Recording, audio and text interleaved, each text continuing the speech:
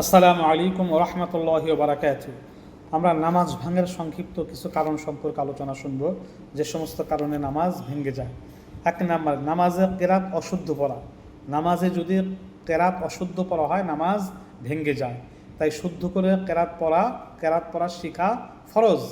অশুদ্ধ কেরাত পড়লে নামাজ হবে না। 2 নম্বর, নামাজের ভিতর কথা বলা। নামাজের ভিতরে সেজদায় হোক, রুকুতে হোক, দাঁড়ানো অবস্থা হোক, কথা বললে নামাজ ভেঙে যাবে। 3 নম্বর, কাউকে সালাম দেওয়া। নামাজের মধ্যে থাকা অবস্থা কাউকে আসসালামু আলাইকুম বলা।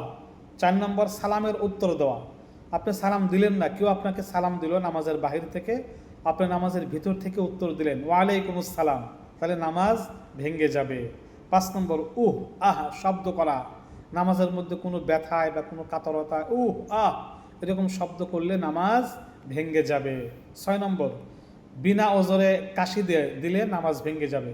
ইমামকে সতর্ক করা, ইমাম দেরি করছে কেন, রুকুর থেকে উঠছে না কেন, সাজদা থেকে উঠছে না কেন, সালাম ফিরাচ্ছে কেন, সংকেতমূলক কাশি বা যে কোনো কাশি বিনা ওজরে কাশি দিলে নামাজ ভেঙে যাবে। বিনা ওজরে কাশি দিলে নামাজ ভেঙে যাবে। 7 নম্বর, আমলে কাসির করা। আমলে কাসির অর্থাৎ যে কোনো কাজ অতিরিক্ত করা। যে কোনো কাজ অর্থাৎ 3 তাসবিহ পরিমাণ, 3 তাসবির চাইতে বেশি দেরি করে করলে, দূর থেকে কোনো ব্যক্তি যদি মনে করে যে সে নামাজের ভিতরে নাই, অর্থাৎ 2 হাত দ্বারা কোনো কাজ করা বা একই কাজ 3-4 বার করা বা বেশি করা, আমলে কাসির অতিরিক্ত কাজ হয়ে গেলে নামাজ ভেঙে যাবে। 8 নম্বর, বিপদে বা বেদনায় শব্দ করে কাঁদা।